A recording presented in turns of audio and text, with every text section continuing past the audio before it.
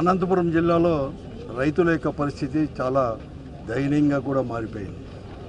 కూటమి ప్రభుత్వం ఏర్పడినాక గత సంవత్సరం కూడా మొదటి సంవత్సరంలో ఈ అనంతపురం జిల్లాలో అతివృష్టి అనావృష్టి రెండు దానిల కారణంగా కూడా పెద్ద ఎత్తున కూడా నష్టపోయారు.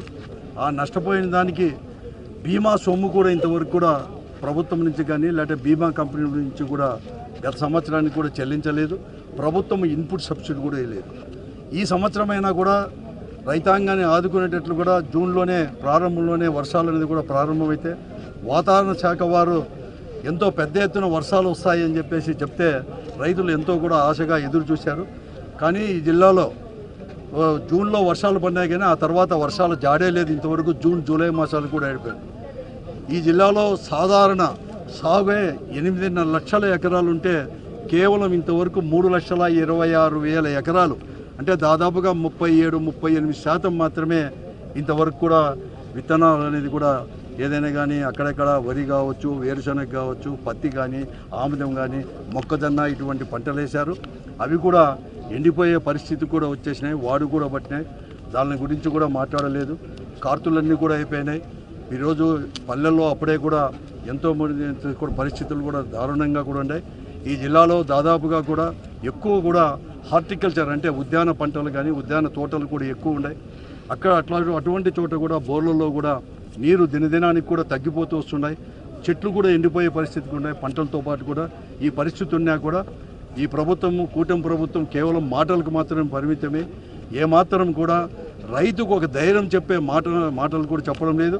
మరీ ముఖ్యంగా ఈ జిల్లాలో ప్రజాప్రతినిధులు కూడా ఎక్కడ కానీ కనీసం ఒక రివ్యూ కానీ కంటింజెన్సీ ప్లాన్ కానీ నెక్స్ట్ ఒకవేళ ఆలస్యంగా ఏమైనా వర్షాలు వస్తే ఏమి చేయాలని కానీ రాకపోతే కూడా ఏం చేయాలని చెప్పేసి ఒక కంటింజెన్సీ ప్లాన్ కూడా తయారు చేసుకునే దయనీయ పరిస్థితుల్లో కూడా ఈ ప్రభుత్వం కానీ ఈ జిల్లాలో అధికార పార్టీ ప్రజాప్రతినిధులు అందరూ కూడా ఉన్నారు. నిమ్మకు నీరెత్తినట్లు వివరిస్తున్నారు. కాబట్టి ఈరోజు వైఎస్ఆర్ కాంగ్రెస్ పార్టీ తరఫున మరీ ముఖ్యంగా ఈ పరిస్థితిని వివరిస్తూ మరి అక్కడక్కడ అవకాశాలు ఉన్న చోట బోర్ల కిందనో లేకపోతే హెచ్ఎల్సి కిందనో లేకపోతే హంద్రీ నీవా కిందనో ఈరోజు వరి కానీ పత్తి కానీ మొక్కజొన్న కానీ ఇటువంటి పంటలు వేసుకుంటే ఆ పంటల కోసమే ఏదైనా యూరియా అనేది కూడా తీసుకోవాలన్నా డిఏపి కావాలన్నా కూడా దొరకలేని పరిస్థితి. రోజు ప్రభుత్వం ఏమో పెద్ద ఎత్తున ప్రకటనలు ఇస్తుంది, డిఏపి కుదవలేదు, యూరియా కుదవలేదని. కానీ ఈరోజు ప్రైవేటు వ్యాపారస్తులు కుమ్మక్కై అధికారులతో కూడా కుమ్మక్కై ఈరోజు యూరియా అనేది దొరకని పరిస్థితి. ఒక్కొక్క యూరియా మీటర్ 265 అనేది కూడా ఈరోజు ప్రైజ్ అనేది ఉంటే 50 రూపాయల నుంచి 150 రూపాయలకు అదనంగా కూడా అంటే 350 నుంచి 370-80 రూపాయల వరకు కూడా అదనంగా వసూలు చేసుకొని కూడా ఇస్తున్నారు. డిఏపి అనేది కూడా దొరకడం లేదు. కానీ ప్రైవేటు వ్యాపారస్తుల దగ్గర పోతే మేము చెప్పిన కాంప్లెక్స్ ఎరువులు కొంటే మాత్రమే యూరియా ఇస్తామని చెప్పి కండిషన్లు పెట్టి ఈరోజు సతాయిస్తున్నా కూడా ఎక్కడ కానీ వ్యవసాయ అధికారులు కూడా వారితో కుమ్మక్కైనారు. కానీ ఈ జిల్లాలో ఎక్కడ కానీ లేకుండా పరిస్థితి కూడా ఈరోజు కూడా ఉంది. అలాగే గత సంవత్సరానికి ఇవ్వలేదు, ఇతరు కూడా ఎక్కడ కానీ ఇవ్వలేని ఆదుకోలేని పరిస్థితుల్లో ఉంది. ఈరోజు తుంగభద్ర డ్యాము పొంగి పొర్లిపోతూ ఉంది దాదాపుగా 1 నెల నుంచి.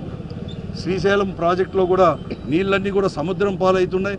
నీళ్ళేమో వచ్చినాయని చెప్పి పెద్ద పెద్ద ప్రకటనలు ఈరోజు ముఖ్యమంత్రి గారే కర్నూలులోనూ చేసేసి గతంలో కంటే కూడా ఎక్కువ నీళ్లు తీసుకొస్తామని చెప్తా ఉన్నా కూడా ఇంతవరకు పిఏబిఆర్లో నీళ్లు కొద్దిగా ఉన్నాయి. ఎంపీఆర్లో డ్యాంలో నీళ్లు ఉన్నా కూడా సౌత్ కెనాల్కి కానీ నార్త్ కెనాల్కి కానీ నీళ్ళు ఇచ్చిన పాపాన కూడా పోలేదు. దాని కింద వస్తే ఆయకట్టుదారులైనా కూడా కొన్ని పంటలు పండించుకోవడానికి అవకాశాలు ఉంటాయి. భూగర్భ జలాలు కూడా పెరుగుతాయి. ఉద్యాన పంటలు కూడా కాపాడుకోవడానికో లేకపోతే ఉద్యాన వనాలే కాపాడుకోవడానికి కూడా అవకాశం ఏర్పడుతుంది. ఎక్కడ కానీ లేకుండా కూడా ఉండే పరిస్థితి కూడా ఉంటుందని కూడా చెప్తున్నాం. మరీ ముఖ్యంగా కూడా జిల్లాలో కూడా ఆత్మహత్యలు కూడా ఎందుకంటే రాష్ట్రంలో ఈ ప్రభుత్వం ఏర్పడిన తర్వాత గత సంవత్సరం ఒక 3-man కమిటీ కూడా వేసింది. 260 ఆత్మహత్యలు రైతులు చేసుకున్న రాష్ట్రంలో ఉంటే ఈ ఒక్క అనంతపురం జిల్లాలోనే 46 మంది రైతులు ఆత్మహత్యలు చేసుకున్నారు.